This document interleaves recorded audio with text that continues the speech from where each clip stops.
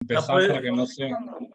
para que no se prolongue mucho esto. Muy bien, bueno, estamos Ok. grabando, Carlos, adelante. Denme un segundo.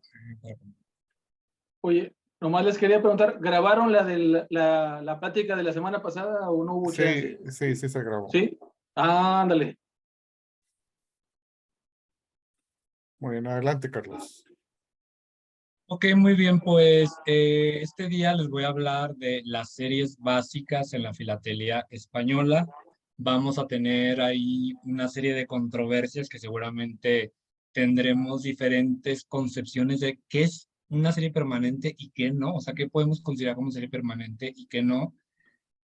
Un poco anecdótico, yo les cuento por qué España. Yo cuando empecé a coleccionar, recordarán, yo soy de Chihuahua, en la Asociación Filatélica de Chihuahua, hoy extinta, ya lamentablemente todos sus miembros pasaron a mejor vida. El que fue mi mentor, mi primer mentor, Manuel Ugarte se llamaba, él coleccionaba México, España y Vaticano. Y pues lo emulé, ¿no? Y esos fueron los tres países con los que yo me inicié en la filatelia. Entonces, pues con la filatelia española sí estoy más o menos familiarizado. Lo primerito que quiero que se den aquí, cuenta a todos y que quiero resaltar, es la palabra básicas. Tenemos que estar conscientes de que hay varios argots filatélicos, varios léxicos o tradiciones filatélicas, como ustedes le quieran llamar. Aquí en México tenemos muy arraigado el decir serie permanente, ¿estamos de acuerdo?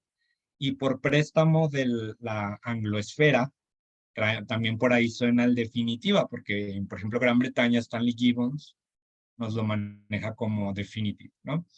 Pero la máxima autoridad filatélica de España, que es Edifil, que aquí lo estoy mostrando en cámara, que no sé si se vea o no, nos las tipifica claramente como series básicas. Eso quiere decir que los españoles, así es como le denominan a estas series, que de hecho en la siguiente diapositiva tenemos la definición que se va a utilizar para esta presentación. Por eso les digo, yo sé que va a haber a lo mejor quien me discuta de que eso no es una serie permanente, esto sí, pero aquí por eso de entrada les estoy dando la definición que se utilizó para este estudio.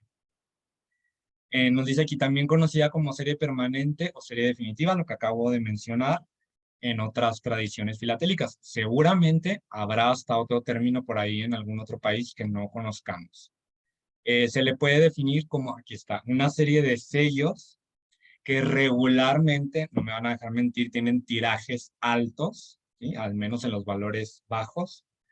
Diseños sencillos, que esto es algo que también es muy relativo, muy subjetivo, pero en teoría tienen que ser diseños fáciles de reproducir y sobre todo que sean reconocibles para los empleados postales. Se emite en un periodo prolongado, pero también ahí es donde entra otra subjetividad. ¿Cuánto es prolongado? ¿Cuánto podemos considerar prolongado? Por ejemplo, aquí en casos mexicanos, la del 50, que se prolongó 25 y piquito años, pues yo lo definiría como prolongado, ¿no?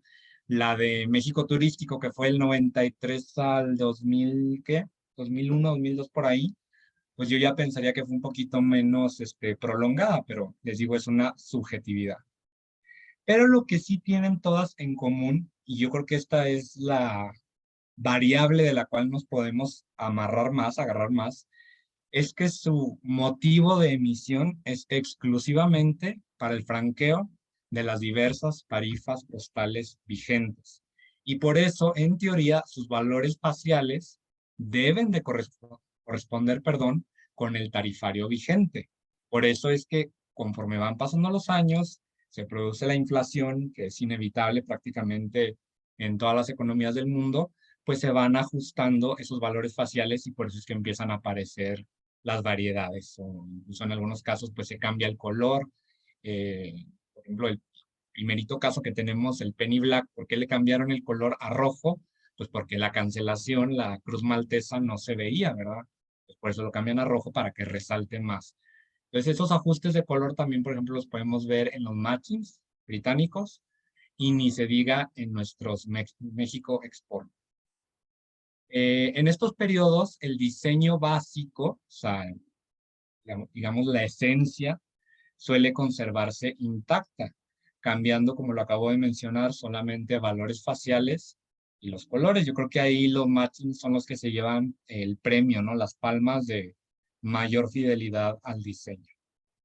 En el caso español, por tratarse de un reino, como todos lo saben hasta la fecha, por supuesto tuvo ahí sus interrupciones de las cuales hablaré, sus series básicas han consistido principalmente de las efigies de sus sucesivos monarcas, desde Isabel II hasta el actual Felipe VI que tenemos aquí justamente en esta estampilla.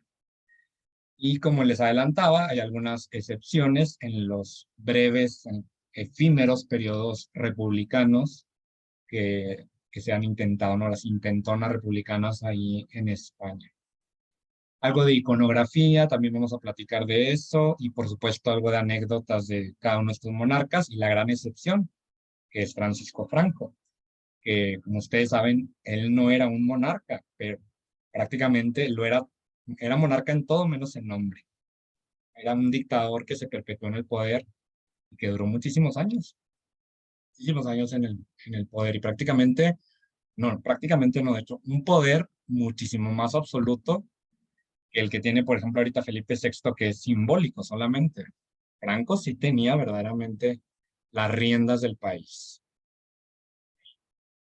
Y aquí tenemos una especie de índice, la cronología de las series básicas españolas, comenzando por supuesto con el primer sello postal emitido por España en 1850, con la efigie de la reina Isabel II. Ella reinó de 1833 a 1868. Ella no muere en el trono, se va a producir una revolución que de hecho los historiadores españoles le llaman la Revolución Gloriosa, un nombre muy cursi a mi parecer, pero la deponen, la mandan al exilio y va a iniciar un periodo conocido como el interregno, que es un término en latín que significa entre reinos.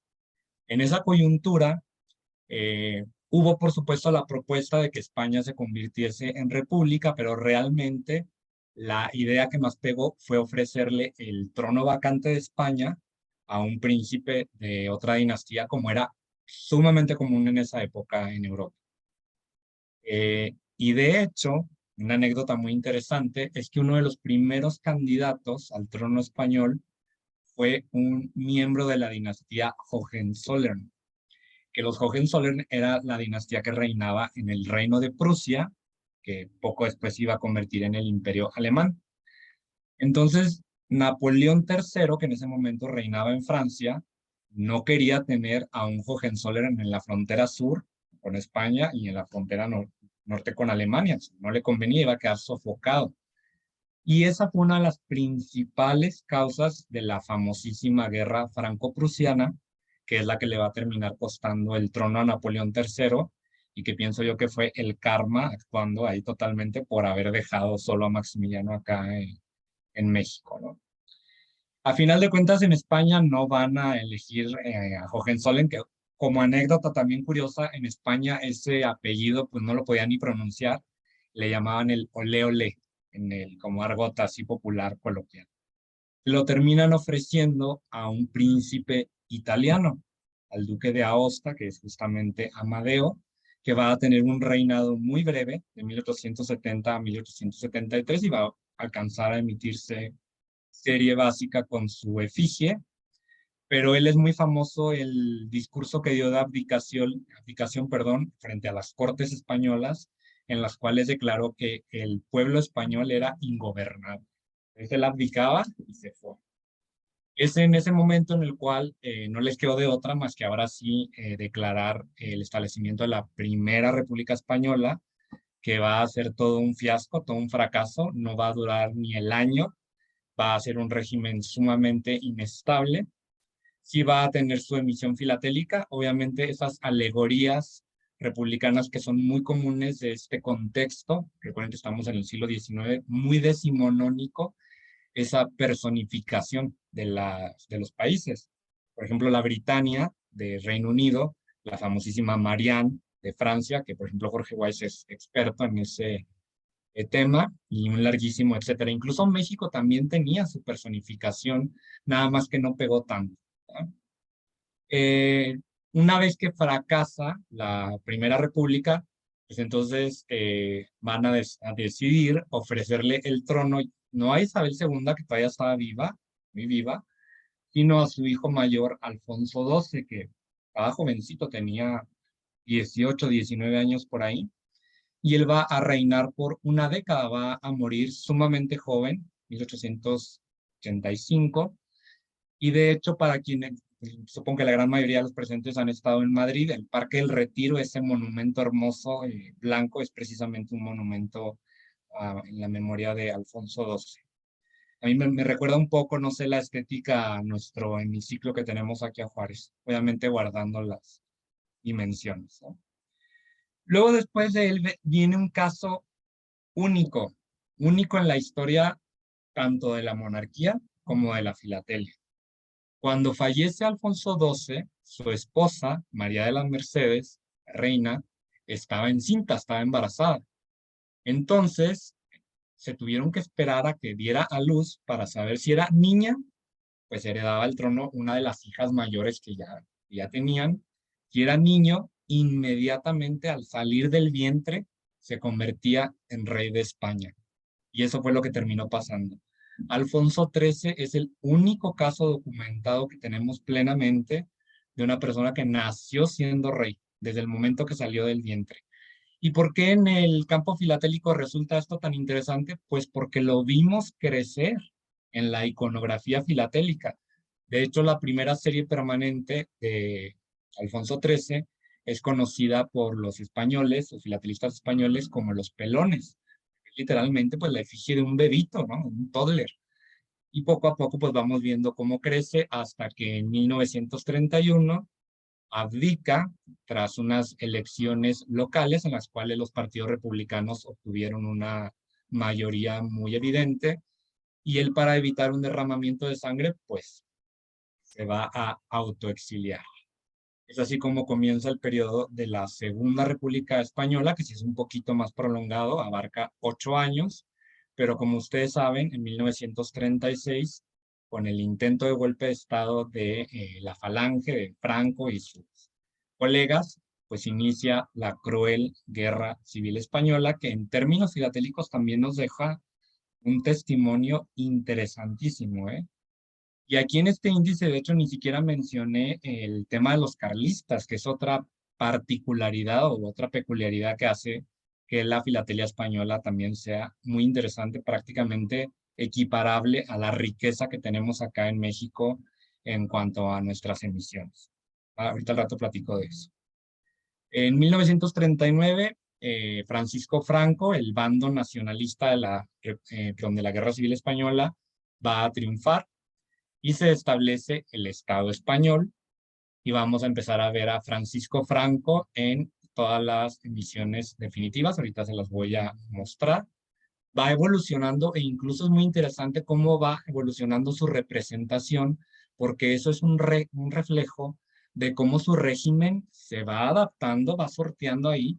Verdaderamente fue camaleónico Franco en cuanto a la adaptación para poder sobrevivir, como un régimen que era equiparable al fascista italiano o al nazi en Alemania pudo sobrevivir a la derrota de estas potencias en la Segunda Guerra Mundial y cómo se reinventa como un paladín que va a frenar el avance del comunismo en Europa Occidental. Y es ahí cuando se reacerca con Estados Unidos y comienza poco a poco a abandonar esa imagen militar que primeramente tenía para para empezar a adoptar una imagen un poco más civil. Y eso se ve en las estampillas. Luego tenemos al pobre de Juan Carlos I, en su reinado del 75 al 2013. Digo pobre porque pienso que fue una persona con muy mala suerte, porque verdaderamente él fue el artífice y principal protagonista detrás de la transición democrática española. Recordemos que él fue criado por Francisco Franco para ser su sucesor, con la condición de que se mantuviera esa estructura de Estado, no voy a decir totalitaria porque a lo mejor sí estaría exagerando, pero sí dictatorial, muy inflexible, una España ultra conservadora, ultra católica. Si uno revisa las emisiones filatélicas de esos años, de los años de Franco, vírgenes, iglesias, los misterios del Rosario, o sea, es una cuestión así de propaganda católica impresionante. Y pues Juan Carlos I va a ser el artífice de la transición democrática que se consolida en 1978 con la adopción de la nueva constitución que declara una monarquía constitucional. A él, saben perfectamente, tuvo un final bastante deplorable, pues cometió errores, evidentemente, fue muy indiscreto con el amorío que tuvo ahí con una tal Corina, y luego ya el acabose fue cuando lo cacharon que andaba cazando elefantes y no le quedó de otra más que abdicar. Él abdica y entonces es cuando entra ya el actual monarca, Felipe VI, que a mi parecer ha logrado mantener un perfil mucho más bajo, un perfil mucho más discreto y que pues ha tenido una mayor aceptación en el público español. Ahí el problema es la esposa, Leticia. Leticia ahí es la controversial y que también en su momento ha dado mucho de qué hablar. Pero bueno, eso ya es el cotillo de la corte. Aquí tenemos algunos ejemplos de sellos emitidos durante el reinado de Isabel II, que pueden ser considerados como retrospectivamente series permanentes. ¿Por qué digo retrospectivamente? Porque en ese momento no existía todavía como tal el concepto. De hecho, es algo que les quiero plantear y que quisiera platicar con ustedes cuál es su visión al respecto, porque a mi parecer, la serie de 1856 de México fue una serie permanente.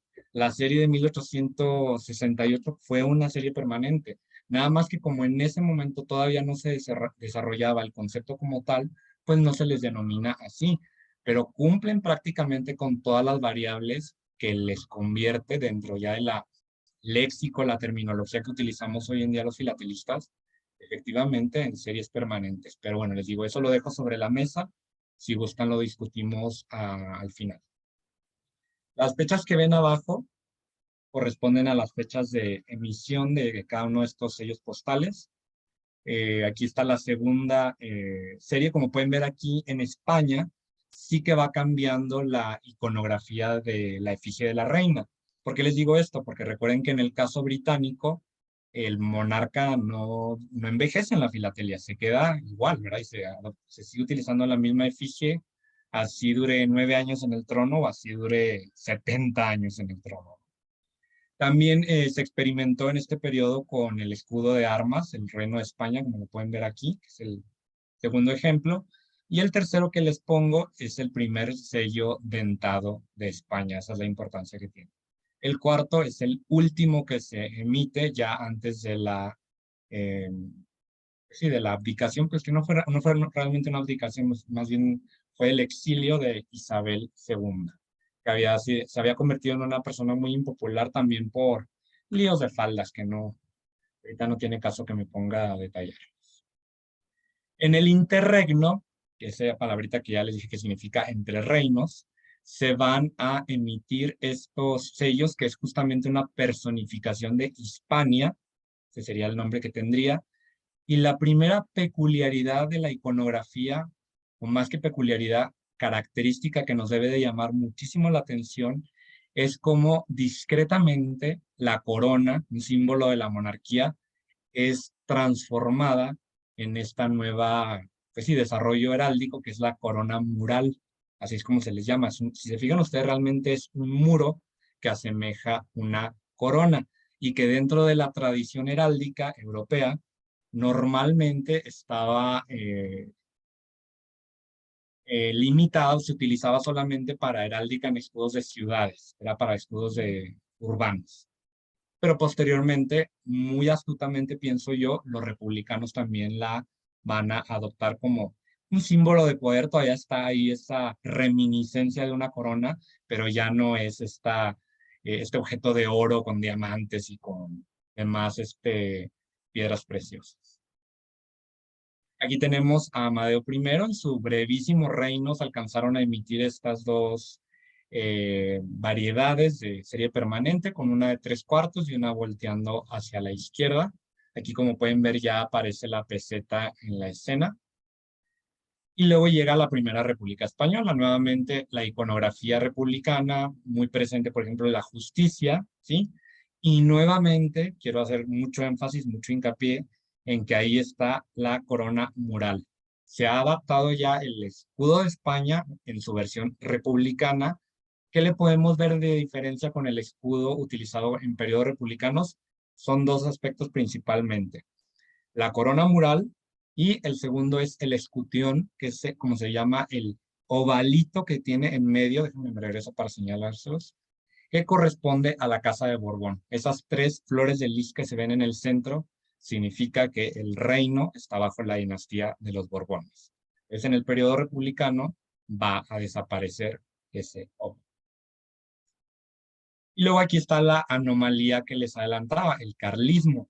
Me parece que en algún momento, hace unos 2, 3 años, les habré dado una plática de esto ahí en Sofirrey, antes de la pandemia, antes de que me viniera yo acá a Ciudad de México.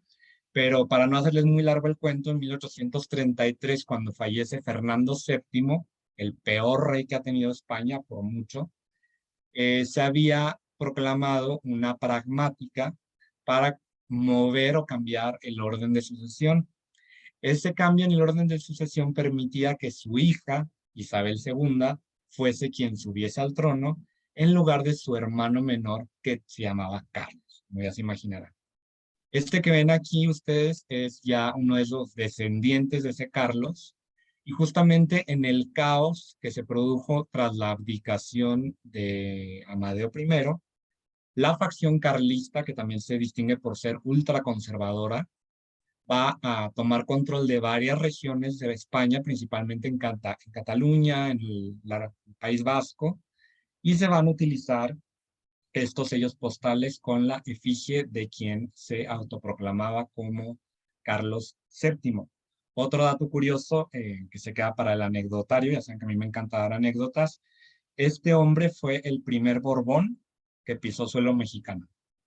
El primero. Hizo una visita acá a México y la alta sociedad lo recibió con, ya se imaginarán, toda la pompa y circunstancia que se. Luego tenemos el breve reinado de Alfonso XII. Como pueden ver aquí, pues también lo vemos un poco crecer, pero fueron 10 años, una década realmente, no envejece uno tanto, sobre todo de los 18 a los 28 años no se nota tanto, pero algo que sí podemos a lo mejor mencionar, distinguir, es que sí hay un cambio en cuanto a los perfiles. Ya ven que, por ejemplo, en Reino Unido sí es mucho más estricta la tradición de que van cambiando el sentido en el cual voltean la efigie. Acá en España no existe esa tradición y como pueden ver, pueden estar volteando a la derecha, a la izquierda o 3/4, incluso de frente, como vamos a ver ahorita más adelante. Y ahora sí aquí llega mi caso favorito, que es el caso de Alfonso XIII. Vean cómo empiezan las emisiones filatélicas. La primera que tenemos en la parte superior izquierda de 1889, los pelones, el argot filatélico. Ya saben que somos muy buenos para ponerle apodos a las series filatélicas de cariño, como acá en México los garbancitos. Pues ahí están los pelones y luego ya lo vemos creciendo un poco más, ya de niño con uniforme militar, como un joven y ya como una persona adulta, prácticamente ya cuando fue removido del trono. Aquí cabe, a lo mejor pues, valdría la pena que les mencione que España en ese momento estaba muy estable gracias al reinado de su papá, Alfonso XII. Es considerado como que fue un buen rey y de hecho es muy lamentado que haya fallecido tan prematuramente.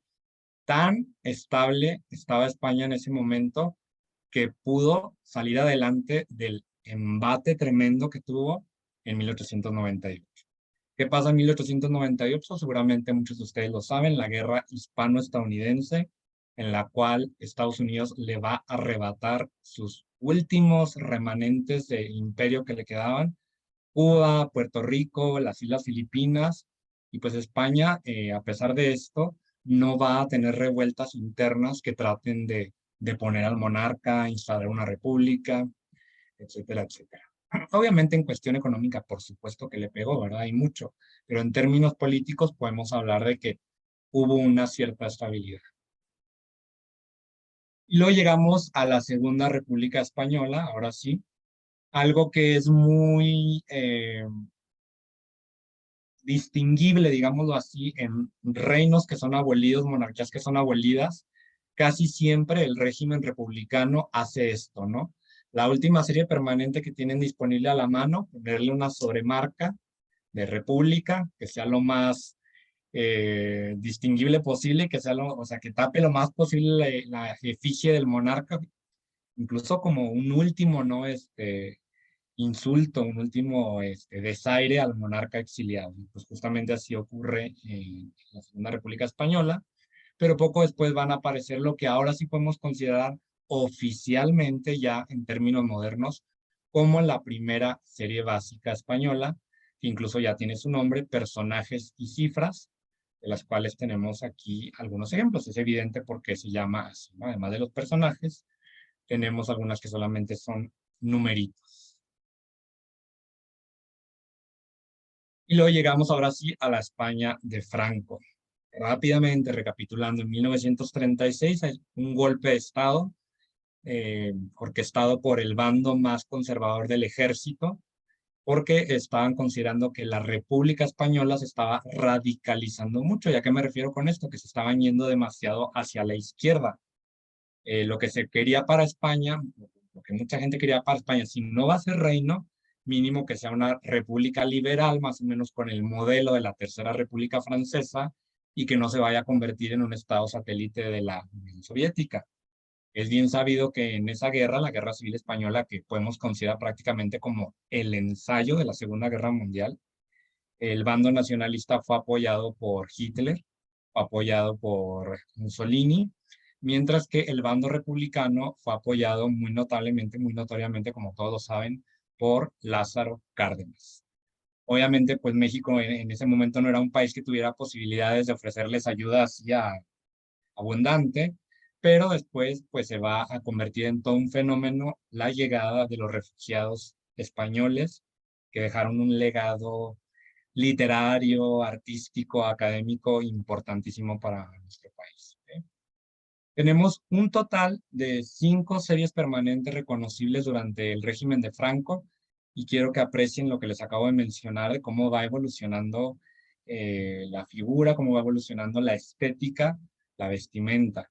Tenemos en la primera un Franco altivo, me parece que incluso es una pose altiva, Franco victorioso. Luego tenemos un Franco que mira de frente y que en el cual se ha agregado el lema de la España franquista, que era una, grande y libre. Párense ahorita en la Plaza Mayor de Madrid y digan eso y se les echan encima trancazos, ¿no? En España ahorita lo odian a Franco. Luego tenemos a Franco de cuerpo completo con capa militar. Es que a mi parecer es el que es más reminiscente de una estética monárquica. Incluso selecciona un castillo de fondo. Ahorita se me va el nombre del castillo, pero se los debo. Entonces es una estética casi cuasi monárquica, porque de hecho en 1947 se declara que España es un reino. Es un reino con el trono vacante y que su regente es Francisco Franco.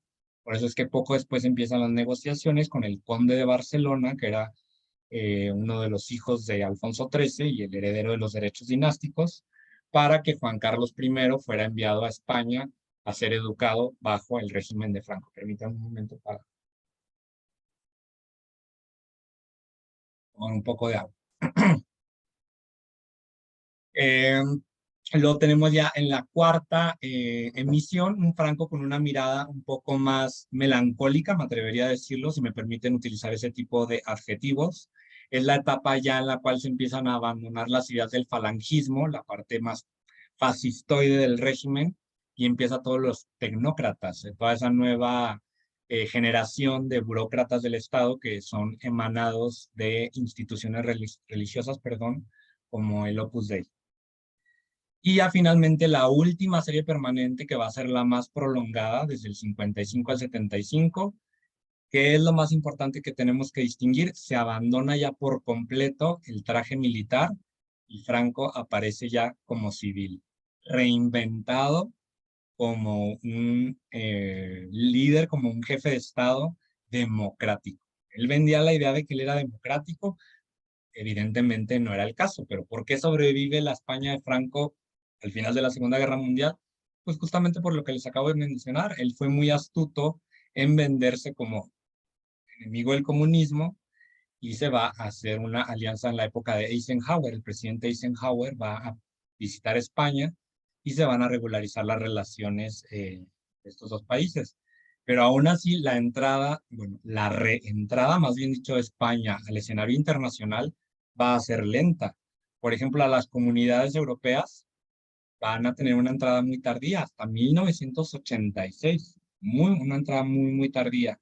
Incluso a la ONU también entraron, no me acuerdo ahorita exactamente el año, pero batallaron para entrar precisamente porque eran considerados como un Estado no democrático y un remanente de esos totalitarismos de principios del siglo XX.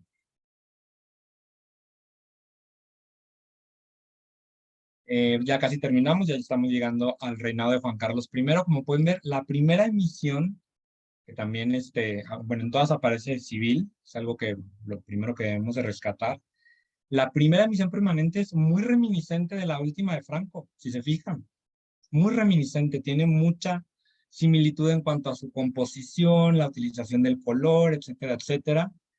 Esta se prolongó del 76 al 90, también incluye así como los matchings que tienen los valores altos con un formato un poco más grande. Acá en este caso se emitieron en el 81, no incluí la imagen. Luego tenemos la del 85 al 92, que es un formato un poquito más pequeño. Del 93 al 2000 lo que se le agrega es la banda de oro que pueden ver hacia la izquierda y ya aparece la corona. Al principio, en las dos primeras series permanentes, habían sido muy discretos, habían sido muy cautelosos en cuanto a la inclusión ya directa de un símbolo monárquico como lo es la corona. Yo creo que ya para el 93 que se empiezan a emitir estas, pues ya se sentía un poco no seguro en ese trono que sí estuvo tambaleante durante un tiempo. ¿Cuándo es que se consolidó Juan Carlos en el trono? Después de la intentona de golpe de Estado que hubo, ¿no? Hubo una intentona de golpe de Estado justamente para tratar de restaurar el régimen franquista. Juan Carlos I no lo permitió. Hay quienes dicen que fue un montaje. Se los dejo a cada quien a su criterio. Del 2001 al 2006 tenemos esta cuarta misión. Aquí vemos también que sí se va envejeciendo al monarca, evidentemente. Además que Juan Carlos I envejeció muy mal, por muchas razones. Y por último, en el 2007 tuvimos esta última emisión que pueden ver ya, el quinto timbre hacia la derecha, hasta que abdica en 2013 y va a tardarse un ratito en empezar a aparecer Felipe VI en los timbres, que va a hacer exactamente lo mismo que va a pasar con el caso de Reino Unido. A Carlos III no lo vamos a ver en serie permanente, bueno, serie definitiva para apegarnos a su terminología, yo creo que en unos 2 años, más o menos, porque ya el Royal Mail declaró que primero se tienen que agotar las existencias de los matchings que todavía se acababan de imprimir, los matchings con este código QR. Pues va a tardar un ratito más. Y bueno, pues tenemos aquí las series permanentes del reinado de Felipe VI. Me parece que ha sido bastante inestable porque pues es un reinado todavía relativamente corto, lleva 7 años y que ya tengamos 5 tipos diferentes. Incluso el que a mí me parece más interesante es el último, porque si se fijan, se atreve nuevamente el monarca a tomar una imagen con uniforme militar. Incluso es muy interesante cómo hicieron esa yuxtaposición de la imagen del monarca civil, pero también el monarca que a final de cuentas es el jefe supremo de las Fuerzas Armadas españolas. E incluso otro aspecto que también podemos resaltar mucho de la estética de las series permanentes de Felipe VI es una presencia muchísimo más obvia, muchísimo más descarada, si quieren que le llamemos así, de los elementos monárquicos. Se fijan ustedes, la corona que se incluía en la época de Juan Carlos es su versión mínima, una versión muy simplificada. Ya con Felipe VI se retoma la corona heráldica tradicional del Reino de España, incluso después se le empieza a utilizar como trama, como fondo, ¿verdad? Una trama de fondo que podemos ver que sí tiene un resultado, a mi parecer estéticamente, se ve bastante bien. Y los españoles tienen esta novedad relativamente, unos años llevan que le incluyen la ñ a sus sellos postales como distintivo porque le llaman que es la marca España, ¿no? Esa particularidad, esa letra que es exclusiva de la lengua castellana, de la lengua española. Reflexiones. ¿Qué ventajas tiene para la filatelia que un país sea una monarquía, sea un reino? Pues que para uno, por ejemplo, yo que soy historiador, o sea, yo soy filatelista por amor a la historia, ¿sí? A mí no me interesa tanto contarle los dientes al timbre, sino me interesa el contexto histórico del timbre, ¿ok? Pues yo aquí sí veo una cronología de la historia, ¿ok? En México, lamentablemente, no podemos distinguir esa cronología. Por supuesto, hay por ahí algunos aspectos, pero tenemos que contextualizarlo mucho. No es tan obvio, tan evidente. No existe esta iconografía, sobre todo después de pues sí, desde la emisión del 34. Yo pienso que son emisiones, algunas que tienen algunos sellos particulares muy bellos, por supuesto, pero que no creo yo que sean un producto de su época, que se vuelvan icónicos y que verdaderamente en un futuro alguien los vea y los identifique. Ah, mira, refleja esa época. De hecho, yo creo ahorita los únicos dos casos que se me ocurren de la filatelia mexicana en los cuales hay un claro reflejo del cambio de régimen es los maximilianos, las águilas imperiales, y los hermosísimos timoneles del 40, que es una tradición que me hubiera gustado muchísimo que se quedara, que cada vez que concluye un sexenio hubiera una emisión conmemorativa, que no nos pongan la imagen del presidente, porque ya sabemos que aquí en México todos los presidentes se van siendo odiados, pero pónganos alguna alegoría, pónganos algún motivo que pues precisamente conmemore ese cambio de régimen y esa cronología que verdaderamente refleje nuestra historia. Esa es la reflexión con la cual cierro esta presentación del día de hoy. Espero que les haya gustado. Yo sé que hubo mucha información, a lo mejor un poco rápida, pero ya saben que luego yo soy un poco acelerado. Ahora sí, abro el foro para sus dudas, para sus comentarios, lo que me quieran mencionar. Muy bueno, Carlos. Muchas gracias. No, pues gracias a ustedes por su... Oye, no quites la lámina. Yo sí tengo ¿No la quito? no, te quería hacer unas preguntas sobre esta lámina precisamente. Okay. El retrato doble no trae corona. Fíjate que sí, ahí se perdió la corona. ¿Qué Pero si te fijas... Sí. Dime. No, dime. ¿Qué? Si te fijas, yo creo que ahí está justificada la ausencia de la corona, porque en el uniforme militar trae las órdenes de la monarquía y la más importante, la del Toisón de Oro, que Claro. es una de las máximas órdenes caballerescas de España y que representa ahí en sí misma la monarquía española. Hay varias marcas aquí que me llaman la atención. Esa A es tarifa, Es la por lo tarifa. que entiendo, pero Es la tarifa. en la segunda dice RA. ¿Qué será eso? Son las tarifas. Son RA, no, pero Esa la tarifa de la Ah, segunda, no, allá arriba dice 5 euros. 5 euros, pero abajo dice RA. ¿Qué será? ¿No será a lo mejor una marca de agua que le puso a la fuente de donde la saqué? Que tengo el timbre, déjame ir por él a ver si lo tiene. Mientras regresa Carlos, una trivia interesante es que los reyes de España no se coronan. En la ceremonia de coronación no le ponen la corona en la cabeza. Nada más lo investen, hacen la investidura. La corona significa la monarquía, pero no es dentro de la tradición el ponerle la corona en la cabeza. Ajá. Oye, otro punto muy importante es de que las series permanentes, básicas, ordinarias, como se conozcan, normalmente se utiliza o se utilizaba una sola tinta, cuando mucho dos. Si nosotros nos vamos o Carlos nos lleva de regreso, vamos a ver que, por ejemplo, en la época de Franco, todas las 5 diferentes versiones fueron en una sola tinta. Con Juan Carlos solamente hay 2 de las 5, que es parecida a esta de Felipe en la segunda, bueno, la primera y la segunda, en donde pero yo siento que eso, Alejandro, es meramente económico, porque como estamos económico, hablando, claro, sí. como estamos hablando de tirajes enormes, Exactamente. el sumar una tinta, pues es Exactamente.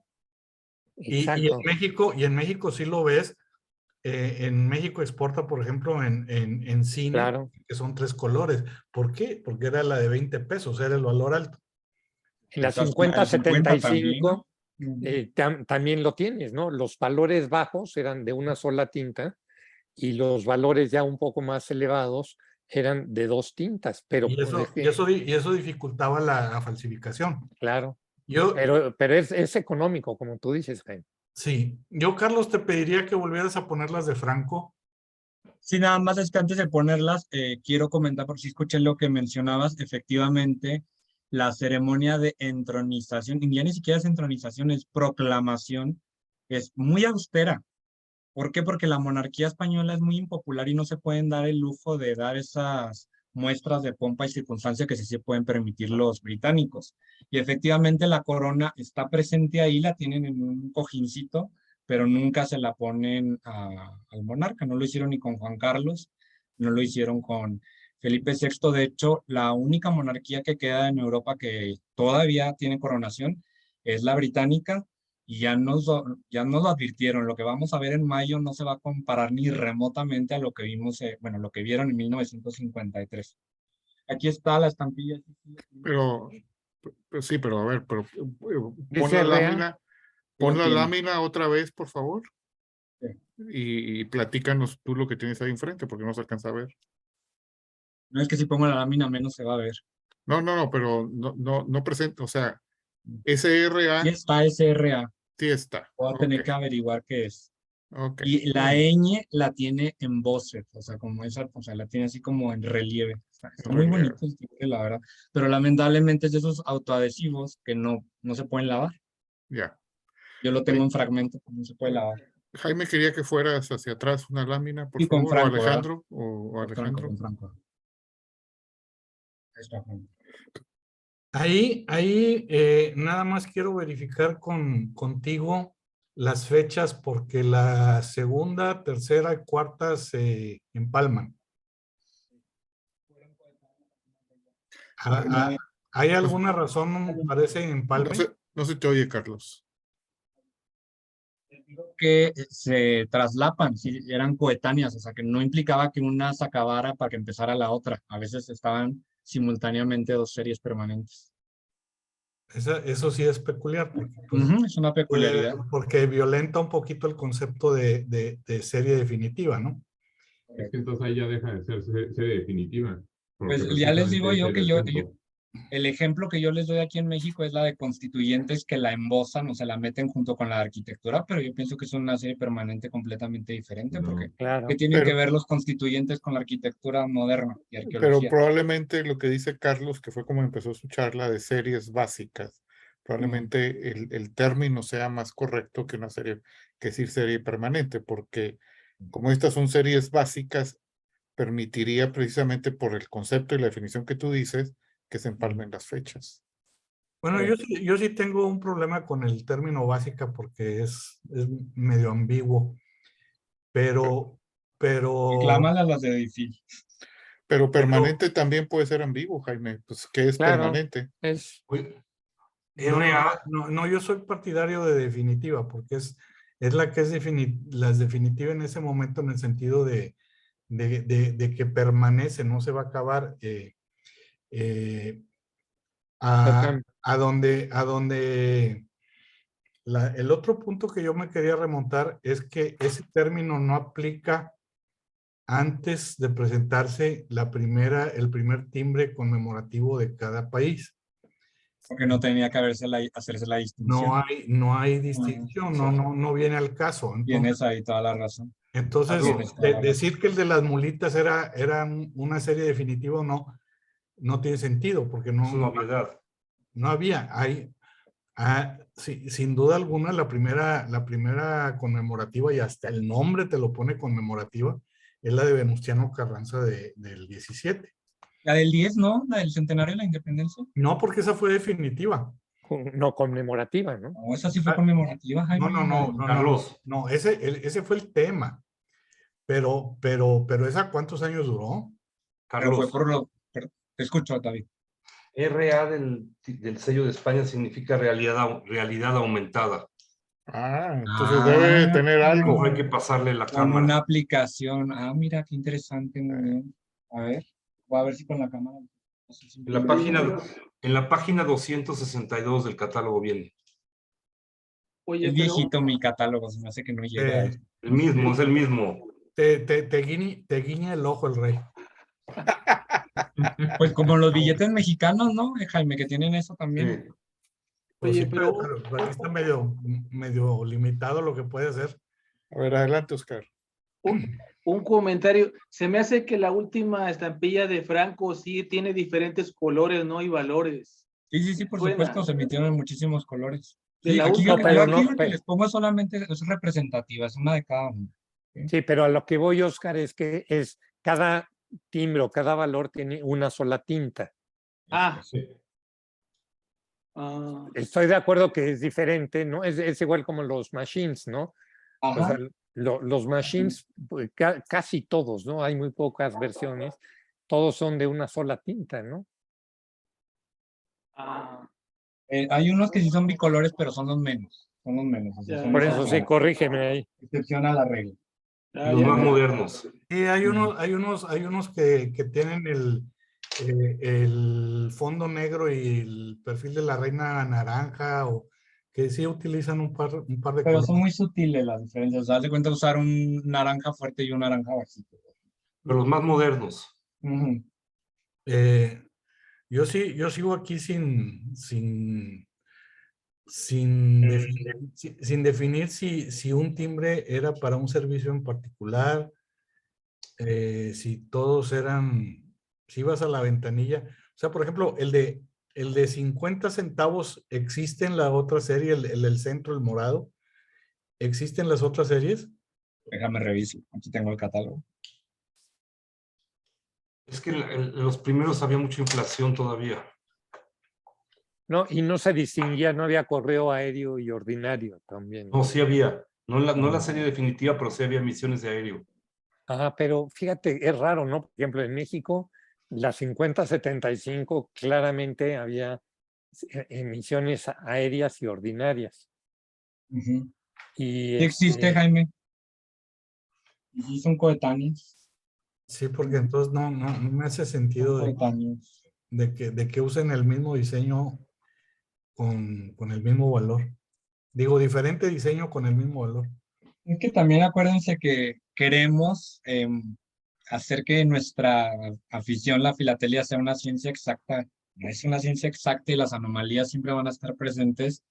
Y tan es así que, por ejemplo, Carlos Álvarez, un experto en impresión, hablando de técnicas de impresión, y va a encontrar quien le debata y etcétera, etcétera. Y no estoy diciendo que esté mal, eso es una de las cosas que hace rica nuestra afición y que sea tan...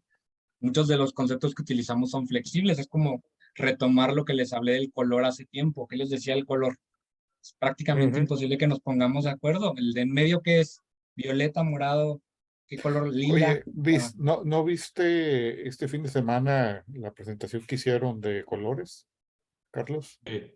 Bueno, ¿Alguien me búscala. robó la idea ya? No, ¿en dónde? bueno, la hicieron, de la hicieron, Ecuador. la hicieron para unas de las emisiones de Ecuador. Vale la pena Ya. que lo veas, es un poquito, trae conceptos tuyos, pero trae otra conceptualización de cómo lo ven. Ya está en YouTube. Oye, Muy Carlos, bien. Lo veré y a ver si me plagiaron o no. Dime, David. mencionaste que la efigie el sello de Inglaterra fue siempre igual, pero no, al principio su reinado hubo uno, el Wilding, y luego el Machine. Sí, en Elizabeth sí. Y también con Jorge V. Empezaron con el de 3/4 y no les gustó a los filatelistas y lo cambiaron. Pero, por ejemplo, a Victoria nunca la envejecieron. Victoria es exactamente la misma imagen, la misma En efigie Canadá sí sale vieja. sí, en Canadá sí, y en Australia creo que también. A lo mejor no le llegaban a ella. Varía ahí en las tradiciones. Y es lo que les digo, eso es la belleza de las tradiciones filatélicas. O sea, cada país tiene diferentes tradiciones, diferentes usos. Y por eso a mí me resulta tan triste que el legado que estamos dejando ahorita filatélico en México son puros aniversarios absurdos, irrelevantes, sin ningún Pagados. aporte estético, que no dejan ningún legado histórico. O sea, a mí que me interesa saber que una institución del gobierno cumple 26 años, o sea, cada vez aniversarios más absurdos. Entonces ya no está cumpliendo una de las funciones principales, que es ser un producto de su época y que sea un testimonio histórico para que en el futuro sirva como una fuente para los que estudian este periodo. ¿Qué van a estudiar los filatelistas del futuro? De las emisiones de o sea, por ejemplo, las artesanías. Lo mismo y lo mismo y lo mismo, nomás cambiándole el año. No sé quién esté aquí tan especializado en eso. Mínimo le están cambiando papeles o algo, o nomás es, ¿no?, el cambio del año abajo. Sí, sí, están Pues cambiando papeles. el pie de imprenta trae Pie de el año para imprenta. empezar. Es todo, pie de imprenta. ¿Qué gracia tienes? Pues ya Hay te lo ubica históricamente. Ninguna, ninguno. ninguna. José Juan, Oigan, sigue aquí, tú sigue querías aquí decir algo. rolando. José Juan, ¿tú querías decir algo del papel de esta serie No, permanente? lo que dijo Jaime, o sea, realmente sí cambian papel. Tiene razón en las dos partes, Carlos, o sea, sí realmente son insípidos, pero la función del permanente es muy distinta al conmemorativo, y aquí es donde termina esa parte de dictar la permanente. La permanente precisamente era permanecer más tiempo, que no fuera, la conmemorativa nada más es una emisión de un cierto tiempo, un mes, 2 meses o un Claro, año, una no se sola está vez y festejando ya. una emisión. Ese es el conmemorativo. El permanente debe tener un cierto prolongado de tiempo para poderse considerarse precisamente permanente. Porque si se deja de que el permanente le va a estar cambiando una imagen a cada rato, pues deja de ser permanente y termina siendo Por conmemorativo. ejemplo, México Entonces, Conserva, el ¿cuánto concepto duró? principal. Ay, no, eso sí no sé. Duró súper poquito Ni México idea. Conserva. Yo retrospectivamente no 4 lo años. consideraría. México Conserva fue del 2001 al 4. Fue Pero como Eso la le fue muy emisión, porque considerable. otra aparte, cosa que dice José Juan, que es importante, es que la serie permanente tiene valores faciales desde muy bajos hasta muy altos. Es para Es decir, y aparte son complementarios, que de lo que que, están diciendo que los puedas constituyentes, armar, exactamente, que los puedas tú. constituyentes llegaron a consolidar el porte, no a la imagen, ni complementar. la historia, ni nada. Es complementario, son portes complementarios a fin de cuentas. Y si vamos a la parte de los complementarios, precisamente, que es una base fundamental de los permanentes a lo largo de la historia, a lo mejor dice un poco con lo que dice Jaime. El permanente viene a lo mejor desde 1800, ¿qué son los medallones? 1885, donde aparecen los primeros complementarios. Entonces, los complementarios ahí empiezan a hacer como ese juego, aunque no se le llamaba permanente, y se le empezó a llamar permanente hasta el 34. Pienso yo que el 34 ya se le considera como nombre la primera serie permanente, cuando tuvo que haber sido desde los medallones, que ya empezó a ver complementarios. De hecho, yo la del 22 pensaba que sí la consideraban permanente, la que son monumentos. 23, Es ¿no? permanente. 23, perdón, sí, la del 23. Esa yo sí la considero permanente. Dime. O sea, no me acuerdo si es de Dinamarca o de Noruega la serie permanente que más ha durado, que lleva más de 100 años. Y eso lo comentábamos el otro día, que yo pensaba que eran los Machins y ya me lo desmintieron. No, Efectivamente es creo que es la la danesa. cornetita esta De de la Creo que es danesa, ¿no? la danesa. noruegos, creo, ¿no? Sí, no, son Danesa daneses. o noruego, una de las dos. Es Noruego, un país parecidas. escandinavo, dejémoslo así para no equivocar. No, creo que debe ser danesa porque es más vieja que lo que existe en Noruega. Sí, alguna de esas dos es. Sí. Tuviste ahí muy buen parámetro para definirlo. Esa parece ser bastante permanente. Pues bueno, entonces No hay yo, quien se la la discute. conclusión a la que quiero que lleguemos y que quisiera que todos nos pongamos de acuerdo, es que la función de una serie permanente debe de ser exclusivamente cubrir las tarifas vigentes postales. Si empiezan a aparecer valores faciales que no se corresponden realmente con las tarifas y que evidentemente son especulativas, pierden, pienso yo, su utilidad, o sea, su razón de ser, y pues ahí se va ya desvirtuando lo que es una serie permanente en esencia. No, pero sabes que, Carlos, déjame hacerte una observación de mi parte. Es decir, el 20 centavos Catedral de Puebla, que todos ustedes conocen, estuvo una tarifa de 20 centavos muy poco tiempo. Es decir, en 1956, que se promulgó la segunda tarifa, el 20 centavos como tarifa única prácticamente desapareció. Pero el 20 centavos se siguió utilizando hasta 1975 porque realmente servía para completar tarifas. Tú no puedes tener valores faciales para cubrir todas las tarifas, porque una tarifa comprende desde el peso, que pueden ser uno o varios en escala, más el registrado, más el acuse de recibido, más la entrega aéreo, etcétera. Entonces, sí, totalmente. yo Totalmente, estoy de siento acuerdo contigo. que tú no puedes descartar esos valores faciales en cuanto a que cumplen una razón de ser, ¿no? Permíteme entonces agregar un corolario a lo que acabo de decir. Yo creo que lo que no está justificado es cuando emites, por ejemplo, en 1934, un Prouniversidad con un Sí. valor de 20 pesos, Claro. que en ese momento, de 10 pesos, ahí es donde es evidente Claro. que es especulativo. Por supuesto que comparto contigo que un 20 centavos siempre va a necesitarse para complementar la tarifa. Pero si tú de trancazo avientas un valor facial así de alto que no tiene razón de ser, ahí es donde es mi problema. Y no solamente en 34, sino en los 40. Claro.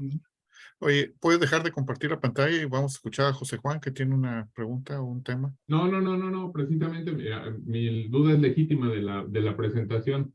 Es sobre la estampilla de Interregno. Ah, sí, la que tiene la corona mural. Sí, ¿la puedes poner, por favor, nada más?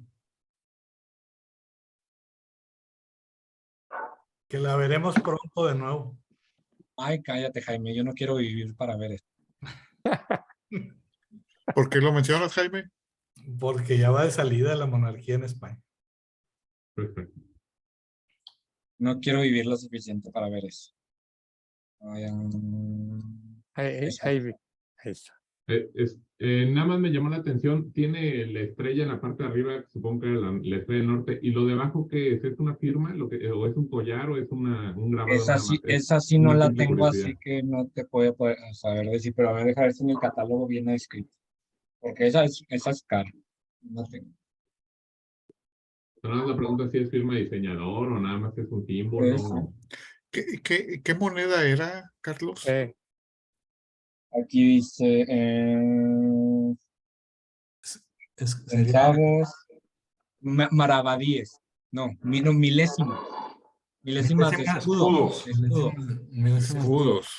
Escudos. Mira, si quieres tachar a los españoles de la época de puritanos, que no estaríamos muy lejos, es para ponerle un camafeo o algún botón para que no se vea un busto desnudo a la hispana.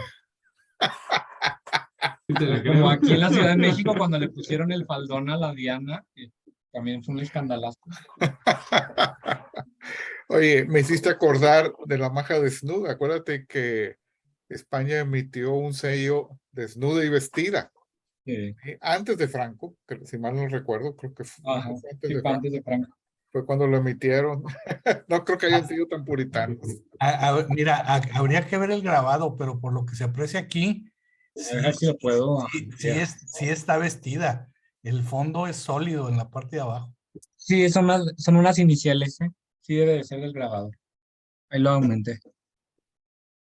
EJ o algo así. EJ es lo que pienso yo, una CJ. No, son botones para que no vaya encuerada la señora.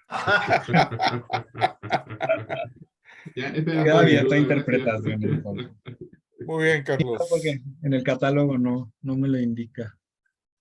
Está bien, gracias. Muchas gracias, espero que les haya gustado la plática. Muy agradable. Felicidades. Que disfruto mucho este tipo de temas.